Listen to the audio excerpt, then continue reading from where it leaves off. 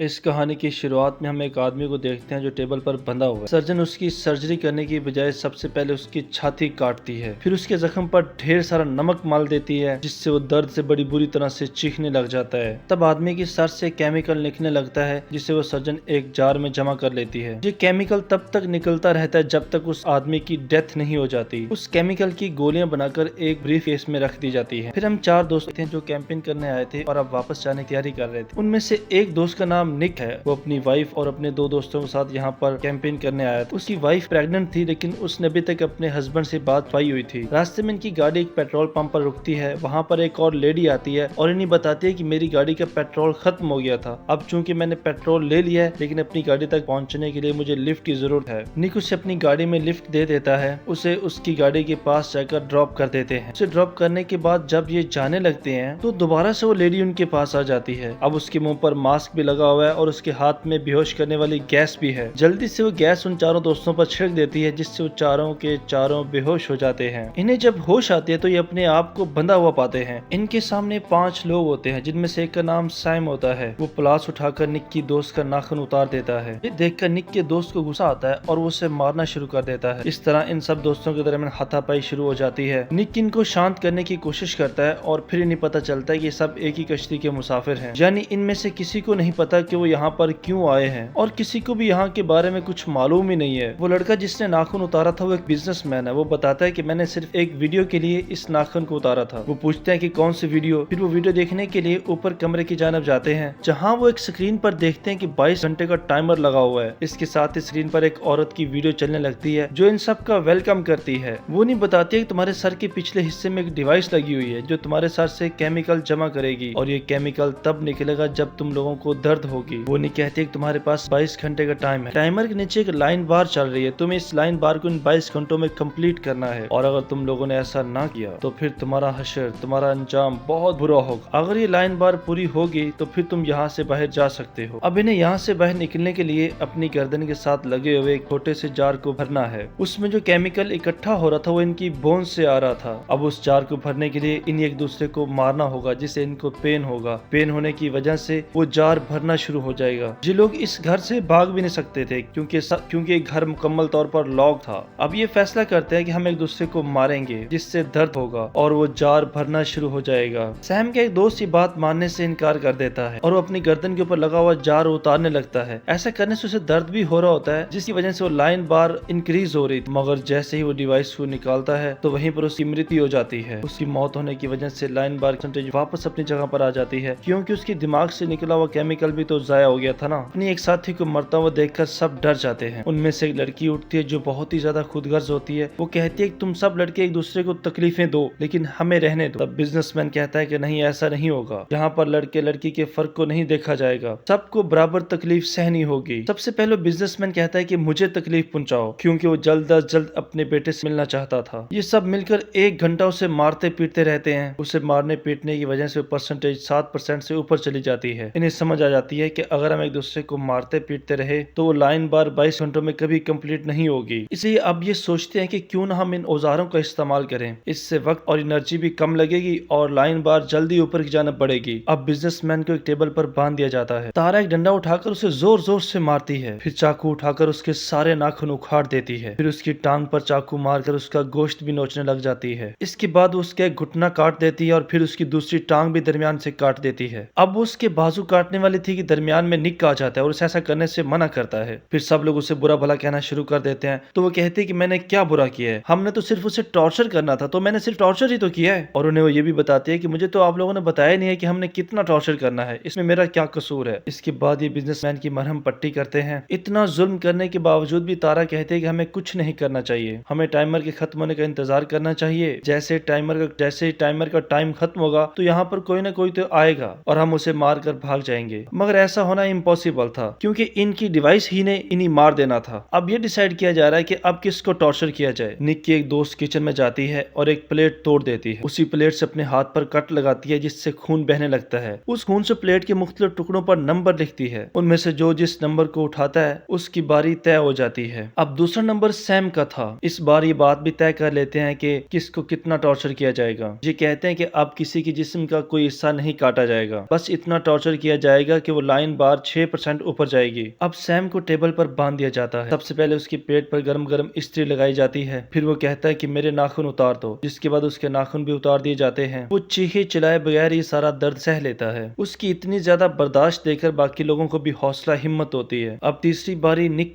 की wife Taylor ये सुनकर बहुत परेशान हो जाती है। उसके पास दर्द को रोकने वाली कुछ गोलियां थी। कुछ गोलियां खुद खा लेती है और कुछ अपने हस्बैंड को दे देती है। उन गोलियों को खाने से नींद आने लग जाती है, जिसकी वजह से दर्द का एहसास नहीं होता। लेकिन निक की वाइफ टेलर ने गलती कर दी थी। इन गोलियों को खाने से दर्द का एहसास तो कम होगा। जब दर्द का एहसास भी कम होगा तो उस लाइन बार की परसेंटेज भी बड़ी कम रफ्तारी से ऊपर की जाने बढ़ेगी, क्योंकि उस लाइन बार ने तो तब बढ़ना था जब दर्द का एहसास होगा। अब टेलर को एहसास होने लगता है कि उसने बहुत बड़ी गलती कर दी है। टेलर की गलती की वजह से निक को बहुत ज्यादा दर्द सहना पड़ता है। उसकी बॉडी पर ड्रिल भी चलाई जाती है, तब जाकर उसका 6% पूरा होता है। ये सब देखकर बाकी सब लोग बहुत घबरा जाते हैं। ये सब देखकर लिजा बहुत ज्यादा डर जाती है, क्योंकि अगली बारी उसी की थी। वो अंदर कमरे में जाकर छुप जाती है, लेकिन वो किसी न किसी तरीके से उसे बाहर ले आते हैं और उसे भी टेबल पर बांध देते हैं। उसके मुंह में चम्मच ठोंस देते हैं, फिर उसे मारने पीटने लग जाते हैं और उसकी कलाई भी काट देते हैं। ये दर्द में तड़प रही थी, उधर निक होश में आ जाता है। यहाँ पर निक को टेलर बताती है कि मैं माँ बनने वाली हूँ। उसकी बात तारा भी सुन लेती है। वो ये सुनकर बहुत खुश होती है कि अब निक की वाइफ के साथ साथ उसके बच्चे को भी दर्द सहना पड़ेगा, जिससे वो लाइन बार की परसेंटेज ज्यादा ऊपर जाएगी। अब अगली बारी टेलर की थी, इसलिए टेलर की जगह पर निक दोबारा से टॉर्चर होने के लिए तैयार हो जाता है। जहाँ पर तारा कहती है कि नहीं, टेलर की हिस्से की सजा निक क्यों भुगते। ये सुनकर निक के दोस्त को गुस्सा आता है। वो उसे मुक्का मारकर बेहोश कर देता है। अब निक टॉर्चर होने के लिए सामने आता है, लेकिन उसकी हालत बहुत ज्यादा खराब थी। ये देखकर उसके दो दोस्त आगे आते हैं। उनके साथ एक और दोस्त भी आ जाती है। अब ये तीनों खोलते हुए पानी में हाथ डुबोएंगे और जब तक निक का 6% कंप्लीट नहीं हो जाता तब तक ये हाथ बाहर नहीं निकालेंगे। जैसे ही पानी में हाथ डालते हैं तो निक की एक दोस्त तो फौरन पीछे हट जाती है, मगर निक की वाइफ और उसका दोस्त पानी में हाथ डाले रखते हैं। तब यहाँ पर तारा आ जाती है, जो निक के दोस्त पर चाकू से वार करती है, जिसकी वजह से वो सारा खोलता हुआ पानी उसके ऊपर गिर जाता है। करने से वो लाइन बार ज्यादा ऊपर चली जाती है। तारा तो उसे चाकू से मारने वाली थी, तब निक उसे पीछे से मारकर बेहोश कर देता है। अब वो लाइन बार की परसेंटेज 48% तक पहुंच चुकी थी और उनके पास सिर्फ 5.5 घंटे बच गए थे। अब तारा की बारी थी, जिसे सब तकलीफ पहुंचाकर खुश होना चाहते थे, क्योंकि वो काफी देर से सबके साथ बहुत ज्यादा जुल्म कर रही थी। उसे टेबल पर लेटाया जाता है तो वो बहुत ज्यादा घबरा जाती है। वो एक औजार उठाकर निक की दोस्त की गर्दन में मार देती है, जिससे उसका काफी सारा खून बहता है और वो वहीं पर मारी जाती है। उसका केमिकल जाया होने की वजह से वो लाइन बार थोड़ी नीचे आ जाती है। ये देखकर निक के दोस्त को बहुत ज्यादा गुस्सा आता है। वो तारा को मारने के लिए आगे बढ़ता है, लेकिन निक उसे रोककर समझाने लगता है कि ये तो बिल्कुल बेवकूफी होगी, क्योंकि अगर हमने उसे जान मार दिया तो फिर उसके हिस्से का टॉर्चर भी हमें सहना पड़ेगा और उसका केमिकल जाया होने की वजह से वो लाइन भी नीचे आ जाएगी। वो कहता है कि उसे जान से मारने की बजाय अपना गुस्सा उसको टॉर्चर करने पे लगा दो। यहाँ पर निक का दोस्त कहता है कि सबसे पहले उसे टॉर्चर मैं करूंगा। सबसे पहले एक रेंच उठाकर उसके सर पर दे मारता है, फिर वो एक औजार से उसके पेट की चर्बी काटता है। ये टॉर्चर तब तक चलता रहता है जब तक वो बेहोश नहीं हो जाती। अब उस लाइन बार की परसेंटेज 87% तक पहुंच चुकी थी और इनके पास सिर्फ 1 घंटा बचा है। पीछे 5 लोग बच जाते हैं और वो ये फैसला करते हैं कि हम अपनी गर्दन की हड्डी तोड़ेंगे। ऐसा करने से हमें इतना ज्यादा दर्द होगा कि इसके बाद हमें कुछ भी नहीं करना पड़ेगा और वो लाइन बार कंप्लीट हो जाएगी। इसलिए निक का एक दोस्त औजार लेकर सबकी बारी बारी गर्दन की हड्डी तोड़ देता है, लेकिन जब निक की वाइफ की बारी आती है तो वो रुक जाता है। तब निक रेंच लेकर अपनी दोस्त तोड़ देता है। ऐसा करने से वो लाइन बार कंप्लीट हो जाती है और उस औरत की वीडियो फिर से चल पड़ती है। कहती है तुम सब लोगों को बहुत मुबारक हो, तुम सब लोग जीत गए हो। इसलिए अब अपनी गर्दन की डिवाइस उतारने के लिए ऊपर वाले कमरे में जाओ और वहां पर डिवाइस उतारने के बाद तुम सब लोग आजाद हो और यहाँ से जा सकते हो। ये सुनकर सब खुश होने लगते हैं और जल्दी जल्दी ऊपर जाने लगते हैं। ऊपर जाकर वो बारी बारी अपनी डिवाइस निकलवाते रहे। जैसे जिसकी डिवाइस उतरती तो उसे बाहर भेज दिया जाता। सबसे आखिर पे निक का दोस्त आता है तो वो चिल्लाने लग जाता है। उसकी आवाज सुनकर निक भी वहाँ पर आ जाता है। वो जब बाहर देखता है तो सबकी वहाँ पर लाशें पड़ी होती हैं, क्योंकि उन सबको सैम ने मार दिया था।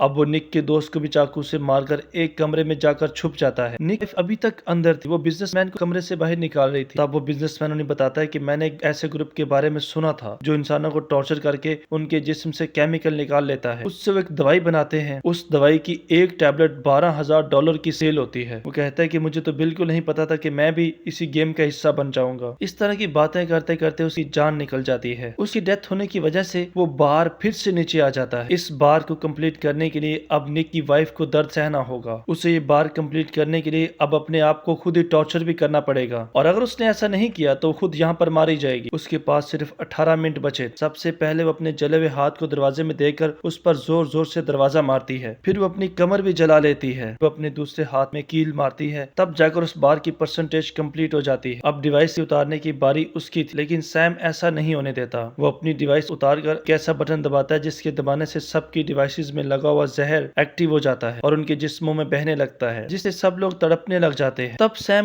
सैम इनको बताता है कि ये मेरा 5वां ग्रुप था जिनके साथ मैंने एक गेम खेला है। उसको अंदाजा होता है कि इस पूरे खेल में टॉर्चर करने के सारे आइडियाज सैम दे रहा था। ये भी इस खेल का मास्टरमाइंड नहीं बल्कि एक कठपुतली किरदार था। निक के हाथ में एक औजार होता है, वो औजार वो सैम के पेट में घुसा देता है। निक के पास एक पेचकस होता है, पेचकस उसके पेट में घुसाकर वो उसे मार देता है। फिर वहां पर एक दवाई पड़ी होती है, उसे पी जाता है। उसको पीने से वो मरने से बाल बाल बच जाता है। फिर वो ये मेडिसिन अपने दोस्त को भी देता है, लेकिन तब तक उसका दोस्त मर चुका था। निक की वाइफ बाहर आने की पूरी कोशिश कर रही थी, लेकिन वो बाहर नहीं आ पा रही थी क्योंकि उसका बहुत सारा खून बह चुका था और वो बहुत ज्यादा कमजोर हो चुकी थी। ज्यादा खून बहने की वजह से उसकी भी मृत्यु हो जाती है। अब इस पूरे खेल में अकेला निक ही बच जाता है। वो दरवाजे का लॉक काट कर बाहर निकल जाता है। इसके कुछ अर्से के बाद हम देखते हैं कि निक के एक पेट्रोल पंप के सामने बैठा है, जहाँ पर वही लड़की फिर से आती है जिसने इनके ऊपर गैस छिड़क कर इन्हें बेहोश किया था। निक उस लड़की का पीछा करता है, उससे बेहोश करके किडनैप कर लेता है क्योंकि वो इसके जरिए दूसरे लोगों तक पहुंचना चाहता था जो भी इस खेल का हिस्सा थे। इसके साथ ही हमारी कहानी खत्म हो जाती है। दोस्तों, आपको ये कहानी कैसी लगी कमेंट करके जरूर बताइएगा। वीडियो देखने के लिए आप सब दोस्तों का बहुत शुक्रिया।